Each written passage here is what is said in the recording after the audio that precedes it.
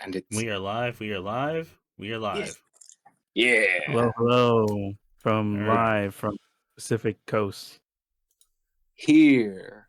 Where Ian is 1 hour late. I'm so fucking pissed, dude. Like, I can't.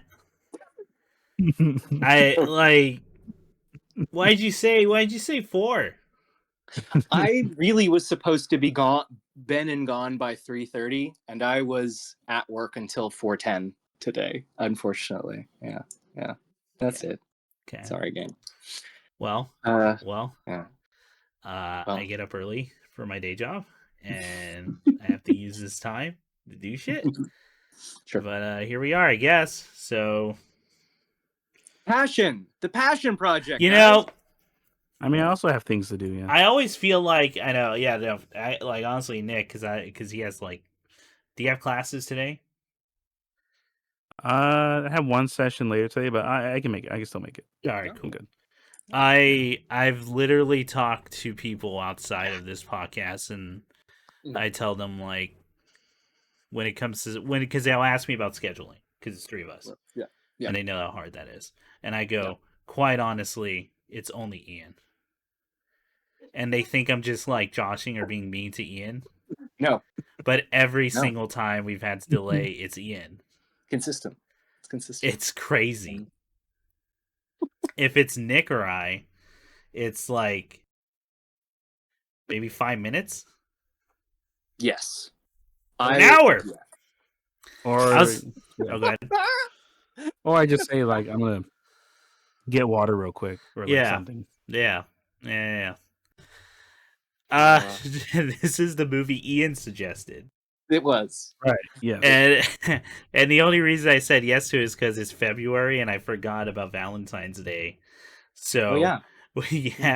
So I was like, well, if we're gonna do 2 rom-coms any month, it's gonna be this one. So so let's do it. Isn't that telling of the state of Yeah. Mm-hmm. So if you didn't read the title or whatever, we're talking about Sleepless in Seattle here.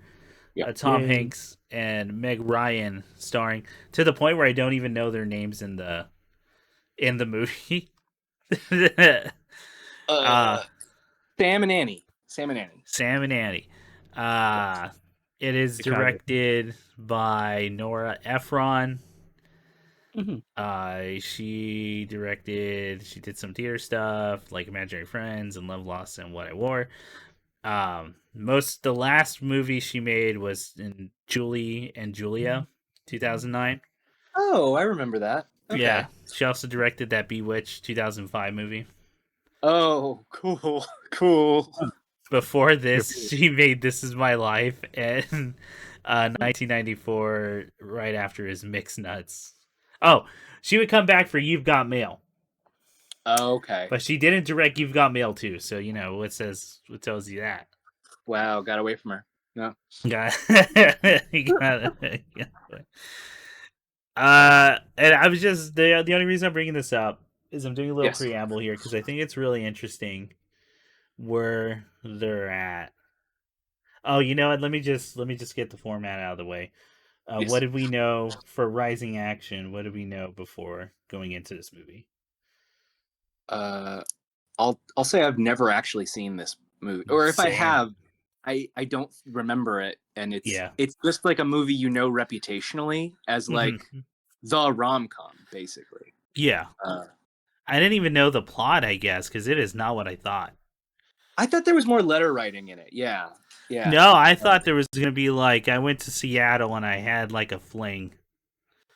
And it was great because that's what everyone talked about it like to me. This is just a quick comment, but on the state of movies at the time, that I read this movie as like Tom Hanks going to Seattle was him giving up on love. Like if you choose rainy Seattle instead of beautiful New York, you're quitting on joy. Actually, is am I crazy for reading that into this movie? That's the only thing I can think of because I don't think he gives a reason for Seattle. Yeah, he just says Seattle. And then it's like, oh, it's supposed to be cut. I'm sure it's going to mean something later, and it doesn't. Well, the end of the movie implies that only through the magic of New York can love really. Hey, that's flow. right. Oh man, we're gonna talk about the love, the romance aspect of this. I think it's the only thing.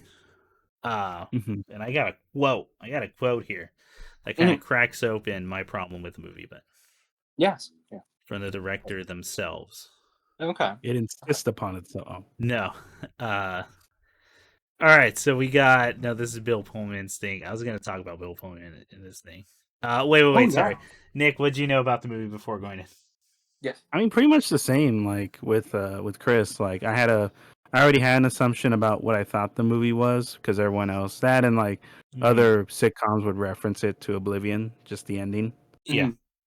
So I just knew the vague idea of the ending where they meet at the top of Empire State, but that's all I knew. Okay. Nothing much.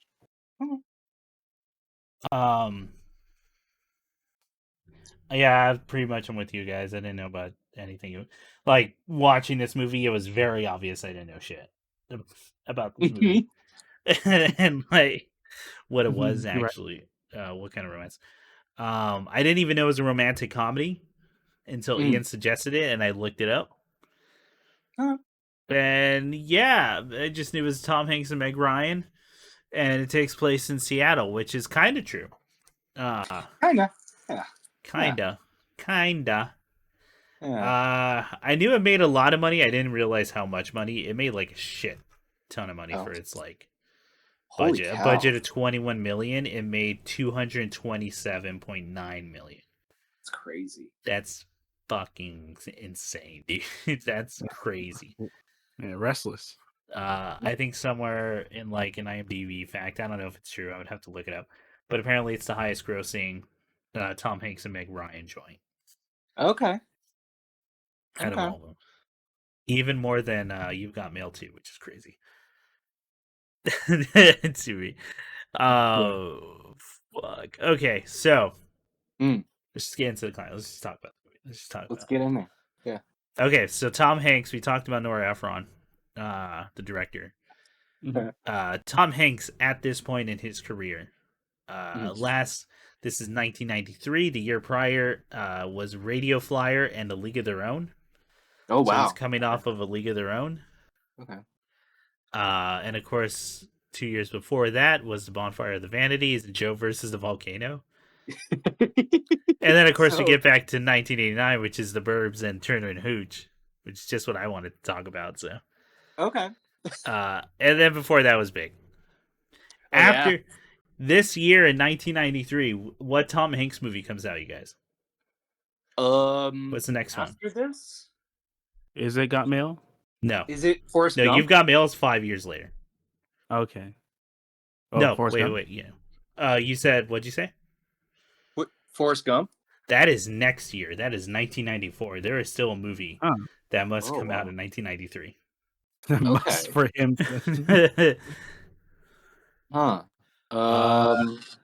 Is it Big? No, I said Big was like Big was before that. Big was Big? I think it's Big. All right, Ian gets one more guess, and I'm just gonna say it. Yeah. Go for Ian, it. what is it? Ian, what's the other movie? Gosh, what's the other movie he must have done? Oh wait! Is it the HIV movie? Yeah, it's Philadelphia. Okay. That comes out right after. Wow. And then it's Forrest Gump in 94, and then 95 will be Apollo 13 and Toy Story. He might be doing his lines for Toy Story during this movie. Maybe. Yeah. Oh, wow. Yeah, actually. Yeah. Crap. That's crazy. Yeah, it's crazy. Movies are crazy. This guy's career is bananas. It is bananas. I think about the quote he said where he's only made like 5 or 6 good movies. Mm-hmm. And I'm looking at him. And I'm like, yeah, you might be right. I don't know. I like Splash. Did you guys ever see that one? No, I haven't seen Splash. I know I gotta watch Splash because that was like one. That's his second movie. Mm. That's the first one. I think he's the star, right? Yeah, I think that was his first lead, and it was him playing opposite Steve Buscemi and a very traditionally beautiful woman, Daryl Hannah. All right, what's Meg Ryan up to in 1983? Also coming out this year is Flesh and Bone. Her last movie was Prelude to a Kiss, and right before that was the Doors movie. Oh, okay. And then the next one will be next year will be When a Man Loves a Woman and IQ. Oh, IQ was pretty good, even though I couldn't tell you much about it. I remember that was a good movie, I think. Yeah. Okay. She was also in Amityville 3D in 1983. That would be right before Top Gun. For anyone who gives a shit.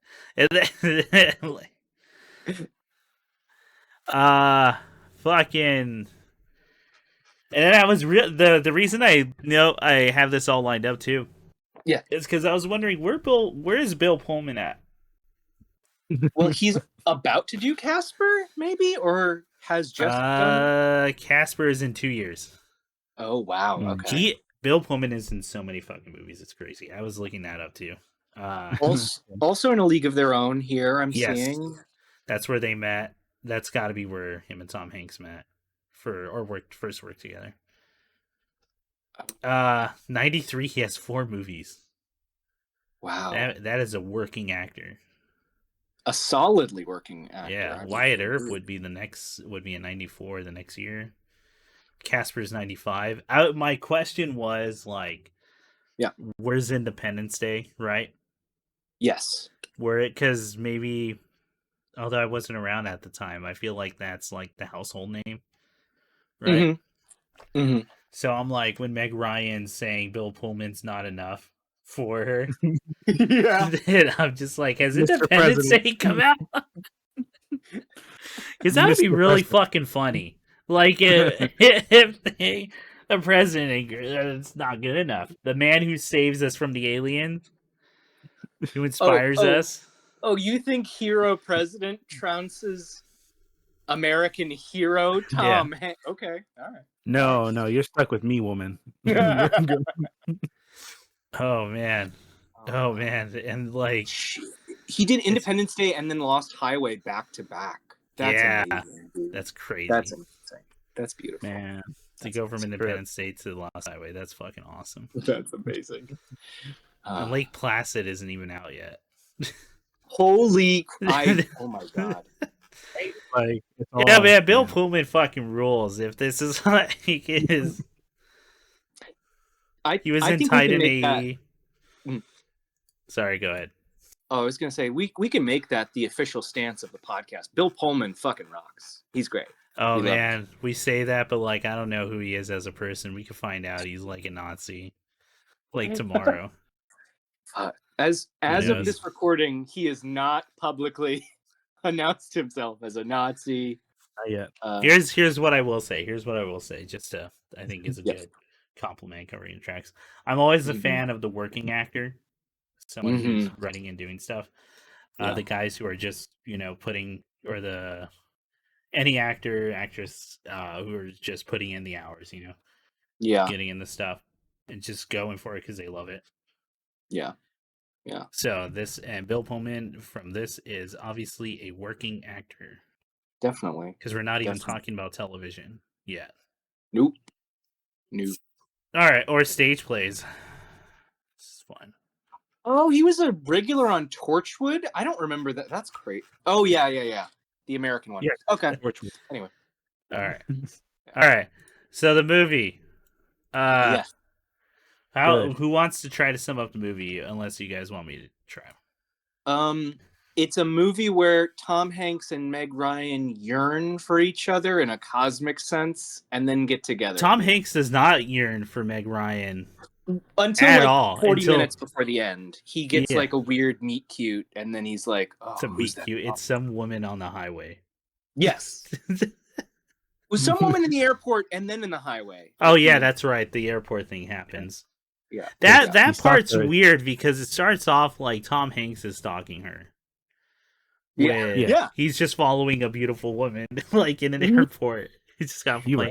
But then it cuts and then it goes reverse and it's like Meg Ryan is. We don't know what happened between that. Tom Hanks must have given up. Oh my god. Yeah.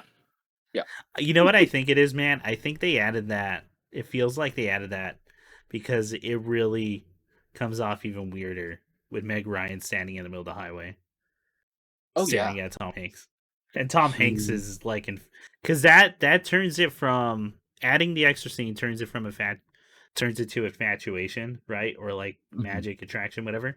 Right. Other than I could have totally read that scene without the airport thing going, who's that fucking woman staring at me in the middle of the yeah. Well, how do we feel about Meg Ryan doing a background check on him?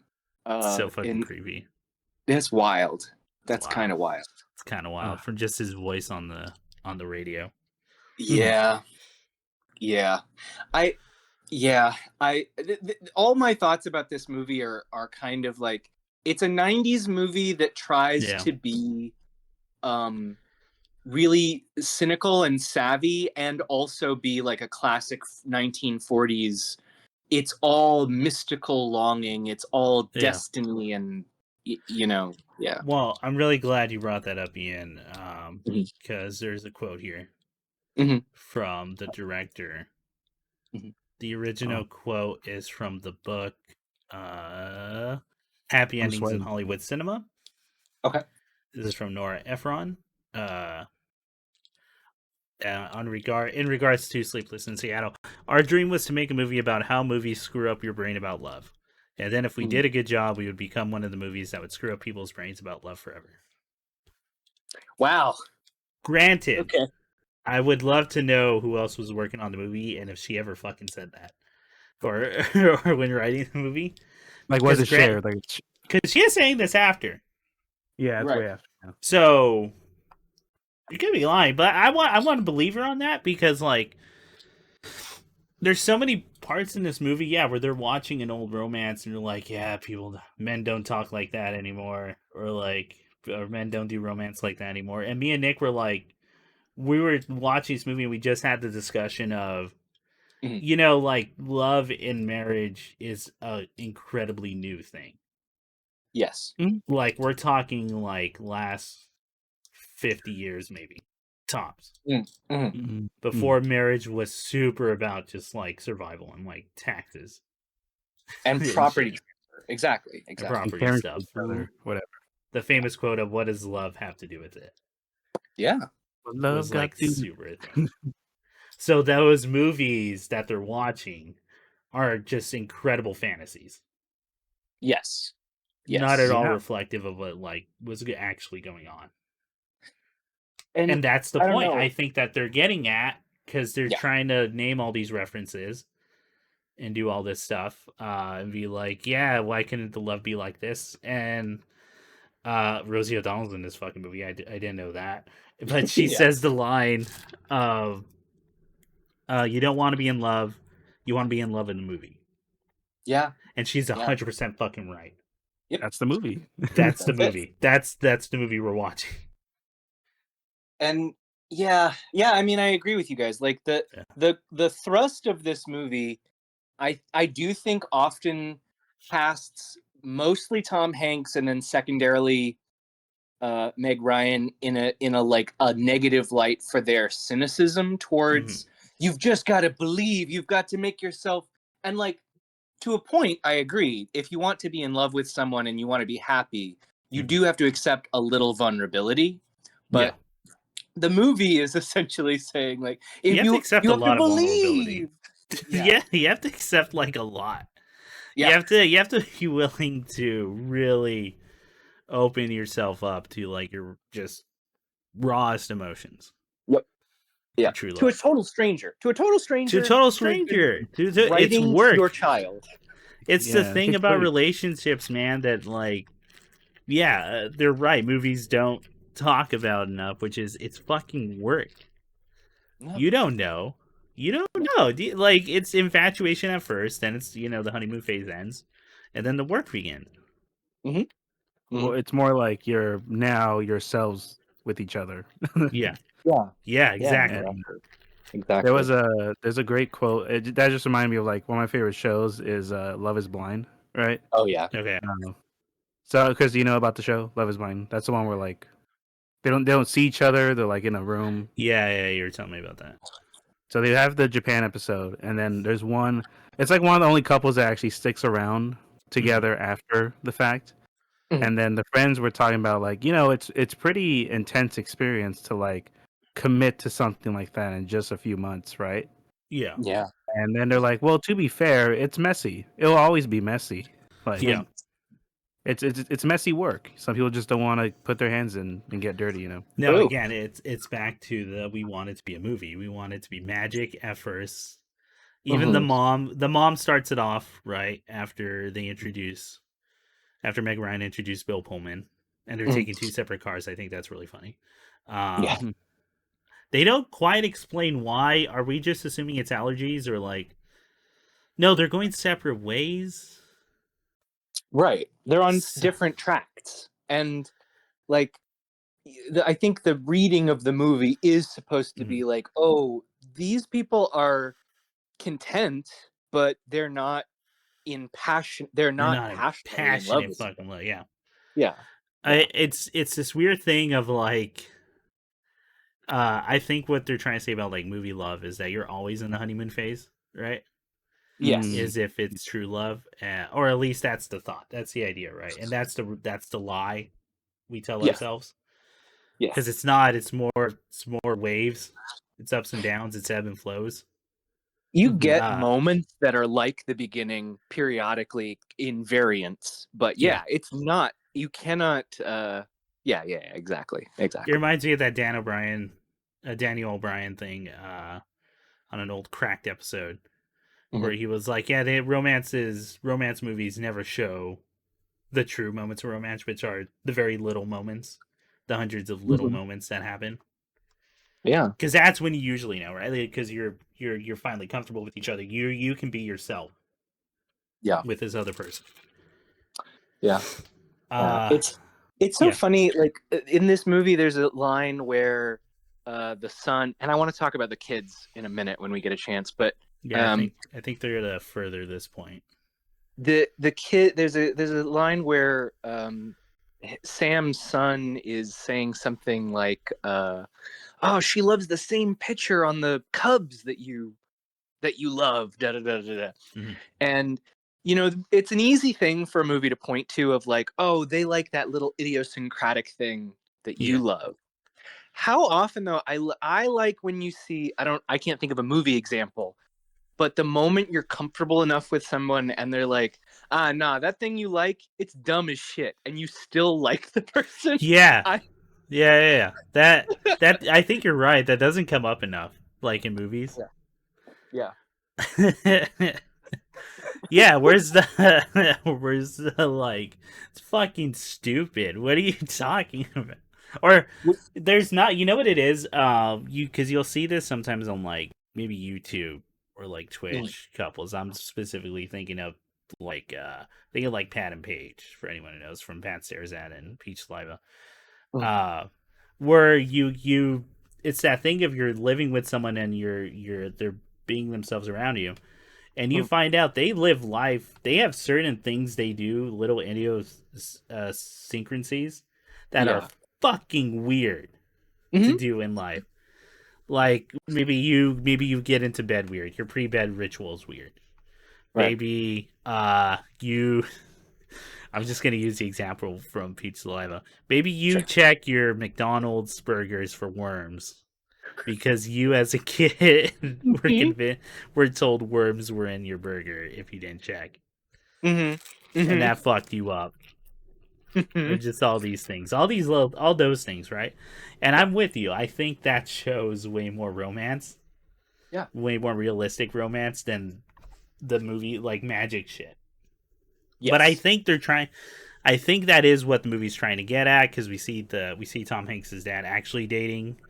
Like going out, and there's certain flaws with women, which I don't think they're that big of flaws. It's just the kid's a little stinker.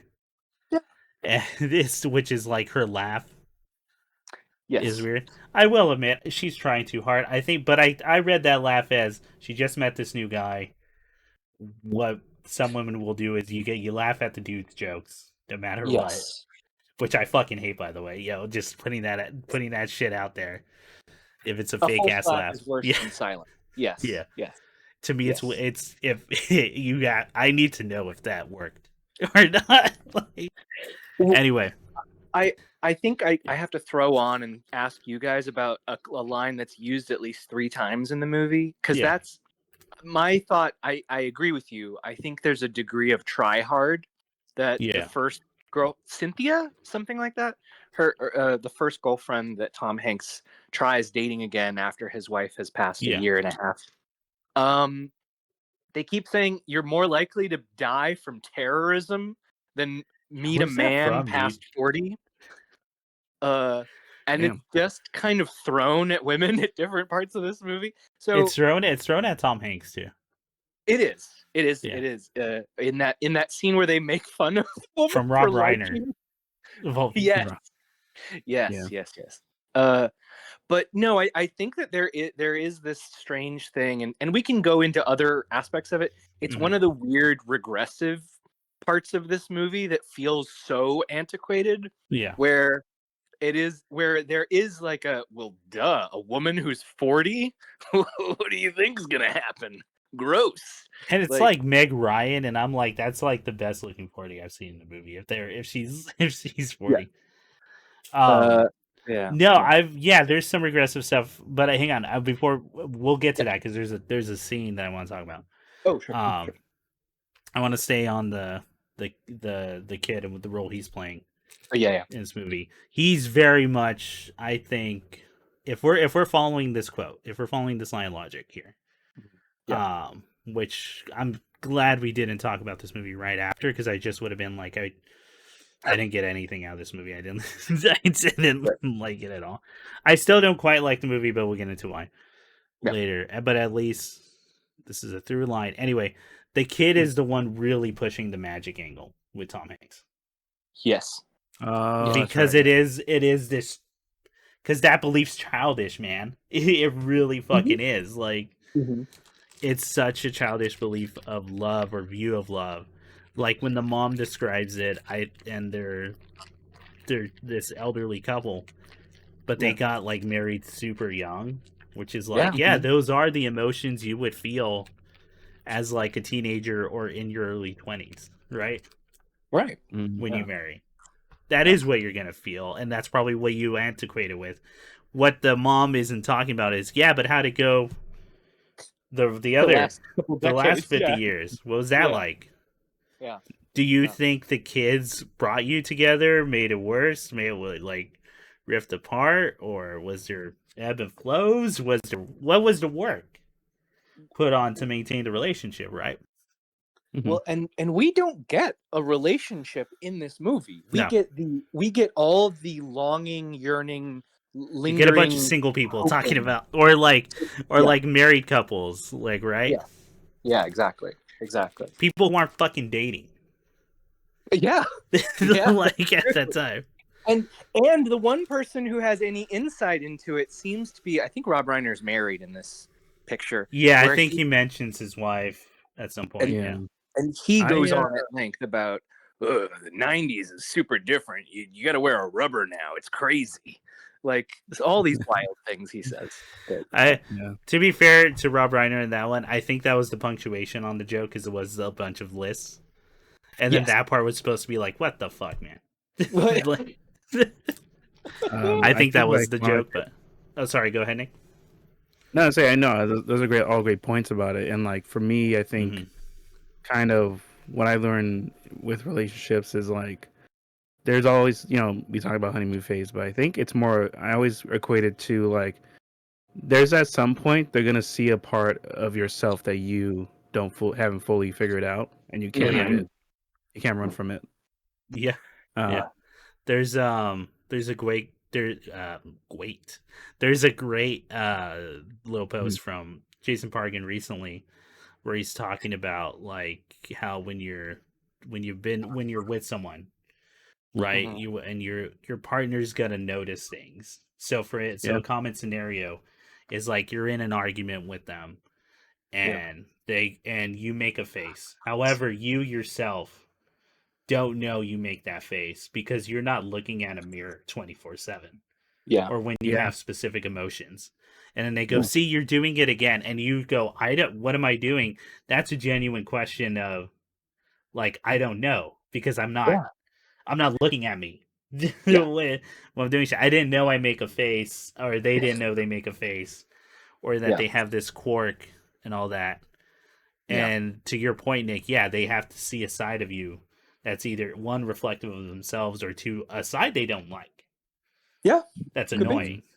And you're just, and that part of, and the work that comes from that is like, okay, well, is this a red flag? Is this a problem? Or is this, is this just like an annoying tick? Right? Yeah. Yeah. How big of a deal is this? No. There's none of that. Because we're just focused on the magic. We're focused on the infatuation part. It's we're back to that thing. So, sorry, go ahead. Go ahead, Ian. No. I just to agree, like, so much of this movie is all in the kind of all or nothing terms of, like, I just want a glorious mystical love like my dead wife, my perfect, ideal. And and again, like, we could also be pointing out, like, I don't know, a year and a half, you might start to remember, like, a person's not perfect, even the like, but this movie is recent. The death, he's gonna be in that moment. But I think if following you, Ian, later on we're gonna be like, okay, here's the thing. Although I will say this, when the therapist, the relationship therapist on the radio, says, people who are happy in their marriage usually get married really soon. That's actually true. That's a proven statistic. Yeah. So that part's right. But like, I get what you're saying. You're not going to remember the little things, the little flaws. But I would also argue it's like, if they were in a relationship for that long, and he values it that highly, then I think he liked the flaws. Yeah, I agree. That's what usually happens. The thing is, we don't get much about the late wife, like, at all, except for little memories here and there, because but we're all, again, that's a state of mind, but also it portrays this magical version of it too. Exactly. So and that's probably what the kid saw. Like, the kid just sees magic. He doesn't see the fucking shit fights that, like, happen off while he's asleep because the dishwasher broke or something, or like, or someone didn't pick up laundry, or like, you kick in your sleep. You sleep. You're so fucking. It's like icicles, or the night terrors get me, man. Which is weird, because we get the thing of, like, them sleeping, her and Meg Ryan and Bill Pullman, and it's like, that's more or less what you become at that age when you've been together. It's boring. And can I say one last thing about Meg? I just remembered this, but there's a line where, Meg Ryan has given up on trying to find this Sleepless in Seattle guy. She goes back to do shopping at Macy's for her engagement with Brian Pullman.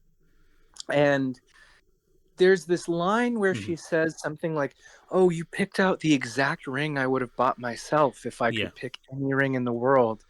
And she's like, "Yeah, I guess a more mature love is just realizing somebody who's going to predict my desires rather than surprise me." And I was like, "Okay, Meg, you can just okay, that's a way of saying it. All right." So hurtful. I know, it's so fucked. Like, because at first it's supposed to be like, oh yeah, that's a true feeling, until you think about it and you're like, wait, you think you don't know what you want. Like, that's your thing. You're 40 and you don't know what you want from a relationship. That always scares the shit out of me. The only thing you want is something that doesn't exist. It only exists in movies. Yes, I absolutely, like, this dude is checking all the boxes. He's kind of a dweeb. I know, that's the thing I was getting on. I was like, I don't know how she could leave Bill Pullman. I think that's crazy. The president? You get first lady. What more do you want? During Independence Day, man. Like, and it was cool to be a president. Yeah, it was so wild. Like I read I read like so many. There's so many stories of that. People like leaving their decades of marriage and family building for like a crush or like for it ends up being a scammer. My And I'm thing like, was straight up like, well, Bill Pullman, you can do better. Yeah. You deserve Bill Pullman, better. you don't need this. You took her to the top of a building for Valentine's Day in New York after buying her wedding ring on the same day. And it was the perfect wedding. Jesus wedding Christ. ring. Yeah. Holy shit. That's like, guys, there's no hope if she's not. Yeah. Like, but I don't want to convey this feeling of like, yeah, but if they're not happy, they're not happy. I agree. Saying, what I'm saying is that, yeah, Meg Ryan isn't happy. Bill Pullman is making the right move. They're both making the right move and should be separate. And Bill Pullman deserves better. Yes. And Meg Ryan deserves this of like, who the fuck knows? This could end in a shit fight. She deserves that. Yeah. Yeah. It's an idea. You're looking at an idea. Like, you're not looking at people, right? Yeah. So I wanna ask about that ending with when they're walking into the elevator. How do you guys read that? Because I have a read on it. Nick, do you have a hot take on that? Shot. I'll let Chris go because I think we're thinking the same thing. It reminds me of that scene. Oh my god, I'm forgetting the name of it, but it's the "Hello Darkness, My Old Friend" bus scene. Oh, yeah. Okay.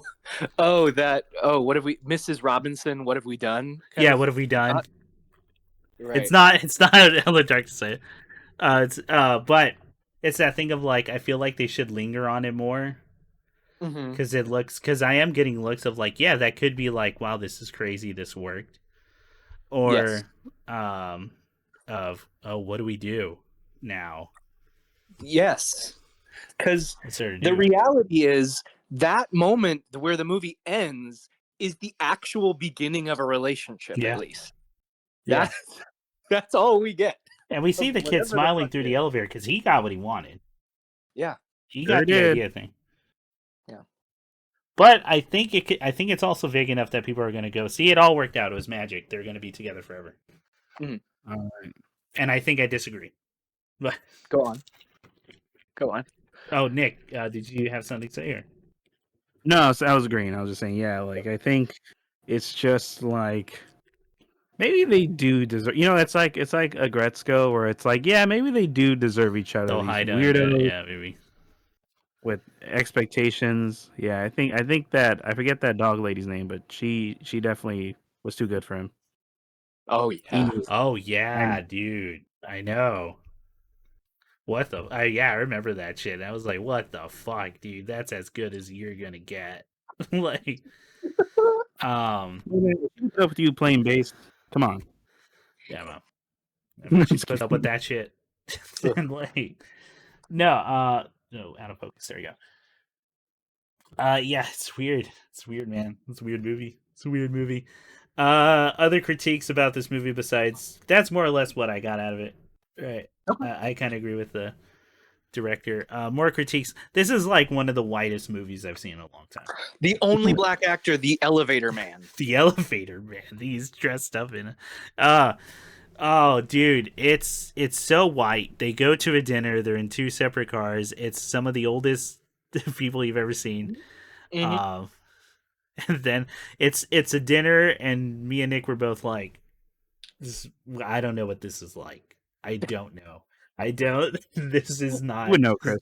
This has never been part. It's not as chaotic as all the Christmas dinners I've been to, or like crazy. Shout out to, we had the power out last Christmas. Yeah, that was crazy. It was memorable. It was super memorable. We were talking about it.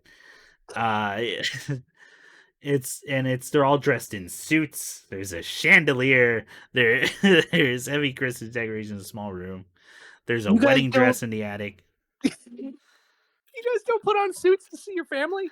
No, you don't put on suits. It's not like people are in their fucking sweatpants on like Christmas. That's hilarious. What else? the humidifier, the way the kid talks to Tom Hanks. Yeah, not like a child at all. No, that me and Nick were like, dude, that would get me like fucking smacked. Like as a kid, if I did the phone thing, I'm in deep shit. Like it's only 10 p.m. The scene there is a literal scene wherein his son tells him something like, "I'm more connected to the supernatural fate because I'm a pure child," or something. Oh yeah, child. I forgot about the fucking line. Dude. Do you remember? Yeah, something like that. And I was like, "Yeah, it's all fucking magic, child. You dumb kid. You're only 8. You know it's made up, man. Go to bed." Yeah. But yeah, the movie kept seeming to fluctuate between that because, like, I think the kid then also gives him a lot of naysaying kind of stuff about it. So like that and the Rosie O'Donnell character. No, even the people who want to believe in movie romance are like, "What the fuck are you talking about? What? What?" Yeah. It's you know what I'm thinking of. I don't think Tom Hanks can actually like really reprimand his child in this movie, because a lot of what's banking on Tom Hanks is super attractive in this movie is that he's a good father. Like, it's the idea that he's a good father. And granted, I know for a fact that turns a lot of women on, dude. That's like, that is catnip. Yeah.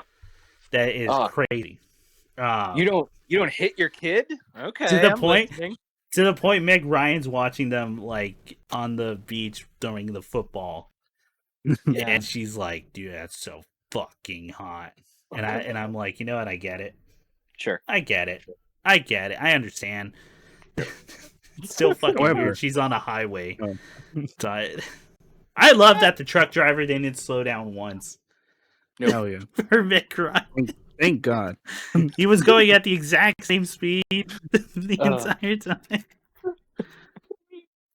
Like, well, she's gonna be a statistic, or she's stepping off the highway. I'm trying to get fired here. So like, this movie's wild. What's another wide aspect about this movie? Well, that was the big one, honestly, was just the way the kid talked to his pot. Yeah, not wrong. Oh fuck. What else y'all got about this movie before we get into the questions we've been laying down? I'll just really quick say I do like the way the movie like looks. Like it's a better shot movie than 50 First Dates, I think. I think there's really good shots. It's got that style, and I'll just briefly talk about early 90s. Like it's just an aesthetic style of choices that you don't see as often. And like I grew up on movies shot like this, and I was like, oh, like I get what you're saying. I'm thinking of the Baltimore shot of Rosie O'Donnell and Meg Ryan outside a church walking through this long, beautiful, outdoor shot. Just to show they're going to a different location because there's no other reason to have that shot.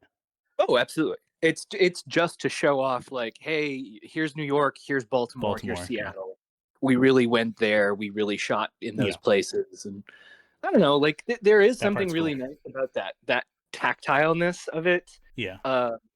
And the other thing that is both a positive and a negative is, I think I kind of said some version of it, but like, it's a movie that's, you can tell is on the cusp of the internet. Yeah. Because there's this like postmodern ironic undercurrent, and yet the movie can never totally commit because it's stuck in the modernist idea of, oh no, but the romance magic, that's real. That one's real. But we're a little above it now. But Meg Ryan can find some dude who called into a radio. Yeah, exactly. If she wanted to, because she has journalistic privileges. Stalk someone, But Okay. So let's get into the two questions. Well, Nick, anything else about this movie before we get into the questions? No, I think we're good. Cool. All right. So that was more or less what I got out of it. And we followed the thread to that in this falling action here. What is there anything you guys want to add to what you get out of this movie? I want to compliment actually 50 First Dates, I guess, in comparison. Ooh, interesting. Okay. Because that movie at that. least gives us a relationship that has struggle and earned effort, if that makes sense. I get what you're saying. Yeah, there's work. There's work. There is work. Yeah. It's a real relationship, and it's not just hand-wavy movie magic bullshit. No, it's not. Yeah. Nick, what'd you get out of it? I got out of it. Yeah. A movie that made me restless. Oh. Made me an insomniac for the Pacific Northwest. In the greater Washington area. Near the border of Canada. I got out of it. If you know what, if that director, if that's truly what was going on behind the scenes, then she's a monster. I don't know what to tell you. She deliberately deceived the society. I would argue she accomplished her goal if that was the argument. We'll get into spades.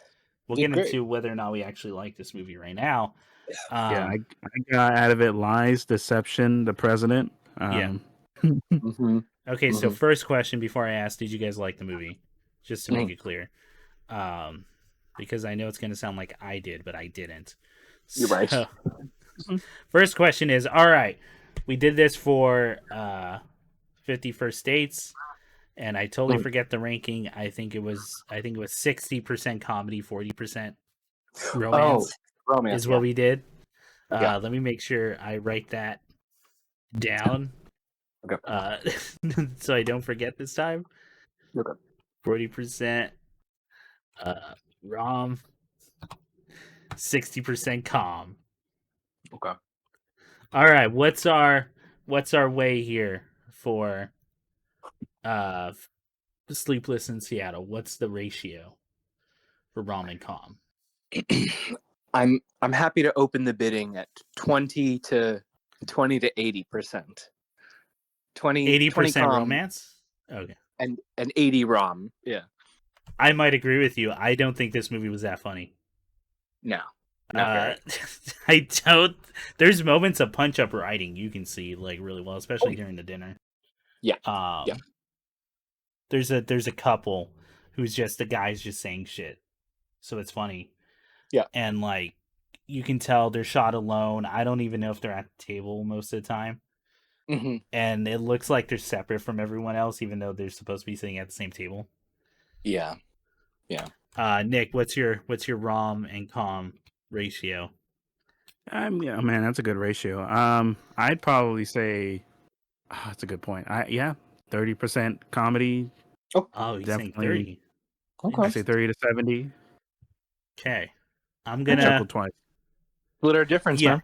I'll tell you what, you know what joke got me is when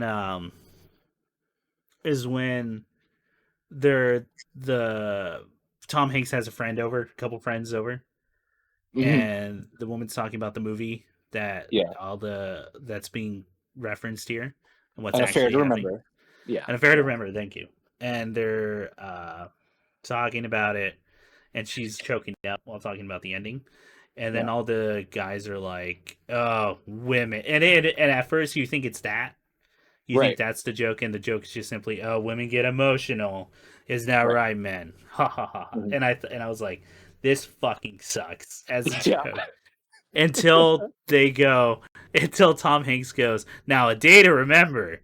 That was a movie that made me." And then him and the dude start choking up just talking about Day to fucking Remember. Like, the military movie jumps on the fucking grenade, man, and like, and I was like, okay, they turned it around on me. That's good. Yes. These men sobbing over this fucking. I haven't seen it in a while. Anyway, the joke is that movie you shouldn't be crying at. It's not at all. That was the joke that really did it for me. Granted, a lot of it is at first it starts off with you going, "Oh, this is where we're going." I'm with Ian on the 20% comedy and 80% rom. Wait. For the ratio. Okay. But if we want to split it, Nick, do you want to do, I don't know, 25 25-75. I can do 25. Yeah, You do 25. All right, let's go. I'm with Ian. I don't think this movie was actually very funny. To the point where I was like, "That's it. Where's the comedy part?" And then well, the joke that maybe, and I using it kind of liberally here, that the thing that made me chortle most robustly was Rob Reiner in his like little spiel to that's another one. And he's like, "Can you believe they expect you to be in shape now?" Yeah, I know that part. Excellent, great. I like that, but it just expectations for men is always low. Yes, because we do not meet them. Yeah, Chris, step it up. Step it up. Well, it's that thing of like, hey, if you're there for your kid, you're already in the top like for dad, 30 percentile or something crazy. You just show up. Yeah, if you just show up, like you show up to work, clock in for like 12 hours. There you go. There was that reminds me of like one of my favorite TikToks ever of like a newly wedded couple go to brunch for the first time as newly wedded, and then the wife's like, yeah, and then my husband was like, oh, I gotta do chores around the house, and then I snapped at him and said, you mean look after our fucking son? As a chore. Can you believe her? Unreal. And the whole table just jaw drops and everyone just stares at her. Oh, I would have fucking died, dude. Oh man, I would have been trying to start shit. I would have been like, you're in deep shit now, dude. That's I was just making it. I wasn't even like thinking about raising the shit. Oh, that's so funny. Yeah, we've been talking. They were talking about chores. They're talking about a child. You want me to? Okay. I have to clean up after myself to make sure I don't fucking leave clothes on the floor. I can't leave my cigarettes wherever. This is Nazi Germany. Yeah. I have to take that thing for a walk. It's our child. You have to watch. Oh my god. Oh fuck. That's funny. Okay. So we did the ratio. Yes. Second question: do we buy the romance? I mean, Sleepless in Seattle. Tom Hanks and Meg Ryan. I accept that by saying no, the movie is calling me broken as a person, and I accept that. That's fine. No, I don't believe it. It strains. What is there to believe? Exactly. They're in one scene together. Like, I don't know. I guess like if I was in Tom Hanks' position, I would be dumbstruck, but I don't know what would come after that. So yeah, I don't know. I'm gonna go no. I don't think this shit's gonna work out. I think that kid's gonna not only go through a dead mom. I think he's gearing up for a divorce. So a late stage divorce. What happens when Meg Ryan turns 52 and she's like, I don't know, Tom, you're literally meeting all my needs before I realize them. Before I realize them. Boring. It's wild. I might as well get into a terrorist attack. I might. That's what's up. What if that was the sequel? 9/11 is in 8 years from now. Damn, Dad, I just got to get on flight. What is it, 47? Man, I know way too much. And then the end of that movie, the end of the sequel, could be the map of America with a dotted line. Yes, there's dotted line, and an X just over in New York. Yep, exactly. I think that's a winner. All right. Well, no, so I'm just gonna. We don't buy the romance. I do not. No. Nick, nope. All right. Fair enough. All right, second, last order of business. Yes. Well, there's only 2 movies in our ranking right now. Which one's better, 50 First Dates or Sleepless in Seattle? It's weird. I'm so confident 50 First Dates is a better movie than this. Yeah. Isn't that weird? Isn't that weird? despite Rob Schneider. Despite it all. Despite, at least Rob Schneider was kind of like at least not exclusively white people in that. Yeah. That's a Yeah, terrible okay, threshold. That's a terrible threshold. Yeah, I don't know. I was more bored watching this movie than 50 First Dates. Granted, I stand by 50 First Dates starts off really rough to the point of like if I was watching that on my own, I think I just would have turned it off. Yeah. Or if I didn't have to watch that for a podcast, essentially. Right. But once you know the actual premise of the movie happens, then it becomes really interesting. Yeah. It's weird. The comedy bits are the worst part of that movie, but the romance bits are so interesting. So beautifully shot, I think, as well. Yeah. Okay, so any objections to 50 First Dates ranking number 1 and Sleepless in Seattle number 2? None at all, sir. I give him All right, so our ranking as of right now is number 1. At number 1, 50 First Dates, 40% rom, 60% com. And yes, we buy the romance. At number 2 is Sleepless in Seattle, 75% rom, 25% com. And do we buy the romance? No. So, that's our ranking as of right now. The next romantic comedy movie will be on the 15th of March. We will decide that soon, so be on the lookout for that. You can follow me on Instagram at @ShirleyChris or on Blue Sky at @ShirleyChris as I will be posting the dates and everything. Before we trail off, we forgot to do the denouement last time, so we should do the denouement. All right.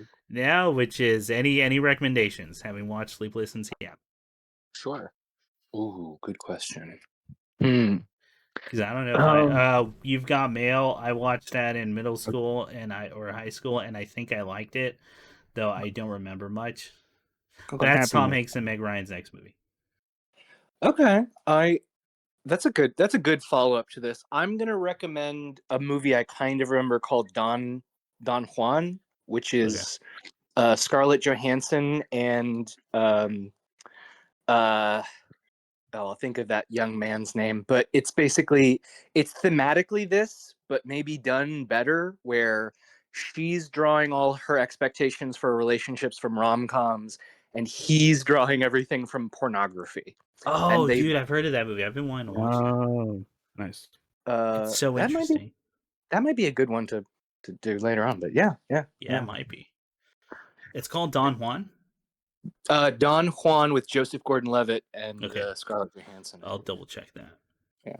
Yeah. Nick, any recommendations? I was gonna do You Got Mail or do You've Got Mail too?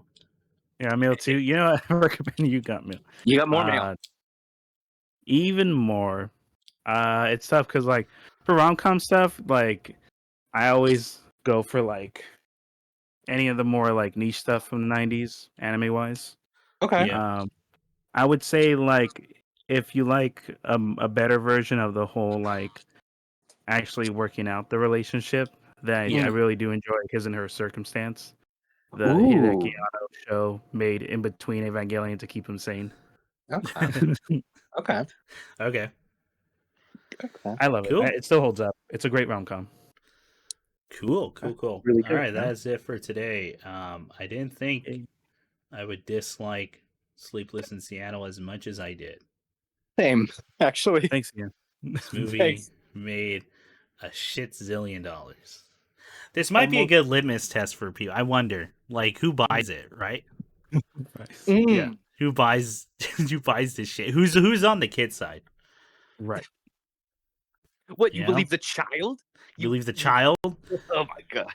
Child's world's gonna get rocked, dude. In less than 10 years, 9/11's gonna happen. When his stepmom blows up the World Trade, that's yo. Yeah. All right. Good night. Good night, folks. Bye. Night.